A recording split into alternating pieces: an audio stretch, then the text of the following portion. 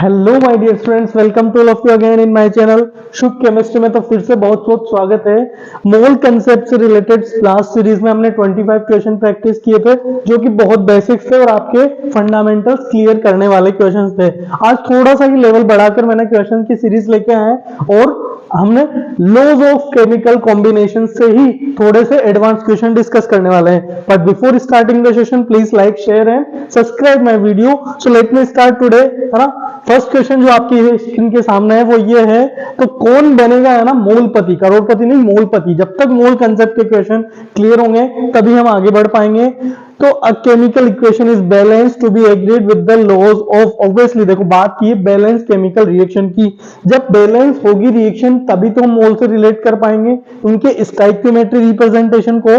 तो ये किसको रिप्रेजेंट करता है, कॉम्बिनेशन ऑफ मास को, या कंजर्वेशन या volume. Obviously mass before reactant is equal to mass after reactant. क्यों? क्योंकि तभी तो स्टोइकियोमेट्री रिप्रेजेंट होगा बैलेंस केमिकल इक्वेशन में। तो हमारा आंसर क्या जाएगा, कंजर्वेशन ऑफ मास। अगला बात करते हैं irrespective of the source. Again जैसे ही आपने इस टाइप का छोटा सा स्टेटमेंट का हल्का सा भी हिंट लिख जाए तो आप समझ जाना कौन सा। अगर सोर्स रेस्पेक्ट नहीं है तो क्या आना, कांस्टेंट प्रोपोर्शन आंसर आता था क्या हमारा। तो हमारा आंसर यहाँ पे भी क्या आएगा, कांस्टेंट प्रोपोर्शन। तो इररिस्पेक्टिव ऑफ सोर्सेस, इतना सा हिंट आपको देना चाहिए। अगर आपका थ्योरेटिकल पोर्शन स्ट्रॉन्ग है तो डेफिनेटली फटाफट आंसर होगा with in a fraction of seconds में। अगला हमारा क्वेश्चन है कि द मास ऑफ नाइट्रोजन पर gram of hydrogen is exactly half of nitrogen. तो दो कंपाउंड दे रखे हैं ना, नाइट्रोजन हाइड्रोजन में भी और अमोनिया में भी। तो जैसे ही दो कंपाउंड दिखे तो हमें कौन सा आंसर आएगा, मल्टीपल हमारा आंसर दिख रहा है क्या, है ना। तो बिल्कुल छोटा छोटा सा सोल्व करने की भी जरूरत नहीं है, पेन उठाने की भी जरूरत नहीं है। इस तरह की हमारी प्रैक्टिस स्ट्रॉन्ग होनी चाहिए, तभी हमारी स्पीड बढ़ पाएगी। गाइस समझ पा रहे हैं ना कि दो अलग अलग कंपाउंड है, एक से ज्यादा कंपाउंड बना रहे थे, तो है ना मल्टीपल कंपाउंड्स वाला स्टेटमेंट यहाँ पर आपको याद आया होगा। अगेन मल्टीपल प्रोपोर्शन की बात हो रही है, कितने सैंपल, ये कितने एलिमेंट हमें चाहिए थे। मल्टीपल प्रोपोर्शन के लिए हमें दो एलिमेंट चाहिए थे और वो एक से ज्यादा कंपाउंड बनाने चाहिए। तो केवल दो एलिमेंट देखो, यहाँ पर NHCl 3 एलिमेंट है, CuO और CuO 2 एलिमेंट मिले। तो बिना सोचे समझे फटाफट से हम आंसर क्या कर देंगे, ऑप्शन नंबर सी। तो इस तरीके से अगर हमारा क्वेश्चन प्रैक्टिस हुआ तो बहुत ज्यादा हमारी स्पीड बढ़ जाएगी। अगला हम बात करते हैं कि the hydrogen in water, hydrogen in peroxide, है ना, H और O से मल्टीपल कंपाउंड बन रहे क्या। तो डेफिनेटली सिर्फ इतना सा पढ़ के हमारा आंसर आया, हमें डाटा को भी ऑब्जर्व करने की जरूरत नहीं पड़ रही है। तो इस तरह की हमारी क्वेश्चन प्रैक्टिस होनी चाहिए, तभी हम ना फास्ट कर पाएंगे। आगे बात करते हैं SO2 एंड SO3 में परसेंटेज ऑफ 2 3 दे रखा है। अगेन दो एलिमेंट मल्टीपल कंपाउंड, आंसर क्या आना चाहिए, विदाउट एनी सेकेंड्स हमारा आंसर मल्टीपल प्रोपोर्शन हो जाना चाहिए। तो लॉज ऑफ केमिकल कॉम्बिनेशन पे क्वेश्चन बहुत ही सिंपल बनते हैं। मोल कंसेप्ट में देखो थ्योरेटिकल पोर्शन और आपका कैलकुलेटिव पोर्शन है। अभी मैं आपको थ्योरेटिकल पोर्शन पे प्रैक्टिस करा रहा हूँ। क्वेश्चन भले ही आपको लग रहा है कि न्यूमेरिकल प्रैक्टिस है, लेकिन ऑप्शंस है, हमें डायरेक्ट आंसर करना आना चाहिए। Again 2 sample of lead oxide were separate reduce to metallic return, है ना, इतना सारा बकवास दे रखी है। फाइनली हमारा आंसर जो आना चाहिए, देखो दो सैंपल हैं लेड ऑक्साइड के, PbO का कोई ऑक्साइड है ना। अगेन लीड को अगला दो ऑक्साइड बन रहे हैं, मल्टीपल कंपाउंड बन रहे हैं क्या। तो हमारा आंसर क्वेश्चन को पढ़ के आ जाना चाहिए। इससे ज्यादा टफ क्वेश्चन आपका लॉज ऑफ केमिकल कॉम्बिनेशन पे नहीं पूछा जाएगा। अगला बात करते हैं which of the following pair multiple. Again हमें क्या चाहिए, हमें दो ही कंपाउंड चाहिए। तो दो मतलब दो एलिमेंट ही चाहिए, या तो SnCl और इनसे डिफरेंट मल्टीपल कंपाउंड बनने चाहिए, तभी ये क्या होल्ड करेगा, मल्टीपल प्रोपोर्शन को। अगला बात करते हैं कि स्टेटमेंट टाइप के हमारे पास क्वेश्चन दिए हुए हैं। द वॉल्यूम ऑफ H2, इसका यहाँ ना स्टोइकियोमेट्री रिप्रेजेंट की बात करें तो 1 है, यहाँ पे भी 1 है और यहाँ पर कितना है गाइस, 2। यानी कि यही मोल का रेशियो होता था और मोल के रेशियो को ही वॉल्यूम के रेशियो में हम एज ए समझ सकते थे। यहाँ अगला जो स्टेटमेंट है ये बिल्कुल राइट स्टेटमेंट हो गया, ट्रू स्टेटमेंट। अगला, the substance always react in such a way that there volume ratio is simple वूल।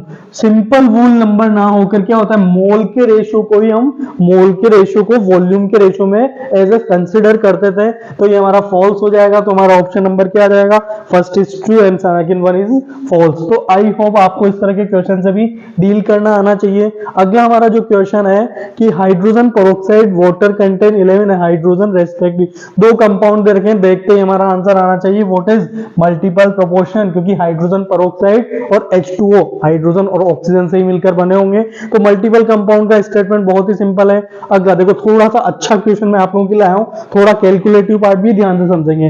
दो ऑक्साइड्स हैं जिसमें मेटल है ना, इतना इतना परसेंटेज दिया हुआ है, ऑब्वियसली ये परसेंटेज 100 में दिया होता है। तो अगर ये क्या दिया है, मेटल का इतना परसेंटेज, तो दूसरा ऑक्साइड मतलब ऑक्सीजन का पार्ट हो जाएगा। अगर 100 में से माइनस कर देंगे ना, तो बहुत ध्यान से देखना बच्चों, एक का फॉर्मूला हमें ये दिया हुआ है, यानी कि एटोमिसिटी मोल से रिलेट करते हुए हमें एक की एटोमिसिटी दी हुई है, तो हम दूसरे की कैलकुलेट करेंगे। देखो वन बाय वन स्टेप को सोल्व करते हैं। मेटल का ऑक्साइड यानी कि उसमें मेटल प्रेजेंट होगा और ऑक्सीजन प्रेजेंट होगा, तभी तो ऑक्साइड का कंपाउंड बनेगा।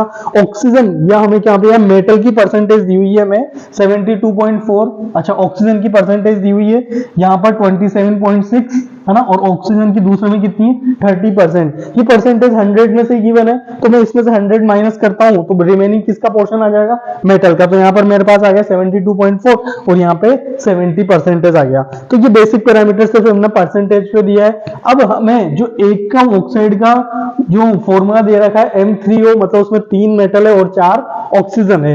मतलब हमें क्या करना है आगे, इस तरह से हमने क्या किया, इसमें 3 मेटल है और 4 ऑक्सीजन एटम है ना। तो हम क्या करेंगे, तो दूसरा जो कंपाउंड है उसमें कितने मेटल्स होंगे और कितने ऑक्सीजन एटम होंगे, यही हमें क्लियर करना है। तो देखो हम क्या करते हैं, हमें एक का फॉर्मूला गिवन है इस चीज का, ये हमारे पास अलग अलग कंपाउंड 1 की बात हो रही है, ये कंपाउंड 2 की बात हो रही है। कंपाउंड 1 की सारी इंफॉर्मेशन आपके पास है कि 3 मेटल है 4 ऑक्सीजन है और मेटल का परसेंटेज इतना है, ऑक्सीजन का इतना है और उसका फॉर्मूला इतना है, और इसको रिलेट करते हुए आपको दूसरे कंपाउंड के बारे में डिटेल बतानी है। अगला बात करते हैं let atomic mass of metal. हमें नहीं पता कौन सी मेटल है, तो हमने क्या मान लिया, x मान लिया। तो मेटल कितनी है, 3 है ना, तो 3 इंटू क्या कर दिया हमने, मेटल को 3x, इसका टोटल मोलर मास निकाल रहे हैं हम, तो 3 इंटू एक्स और 16 इंटू 4, इसका वेट परसेंटेज निकाला कि मेटल का कितना परसेंटेज है। हमें पता है कि मेटल का परसेंटेज कितना है 72.4। तो इसमें मेटल का weight divide by total compound का वेट, जिसमें मेटल भी आ गई और ऑक्सीजन भी आ गया। तो 3 इंटू एक्स, क्योंकि हमने इसका एक्स एज्यूम किया था, तो 3x हो गया है ना।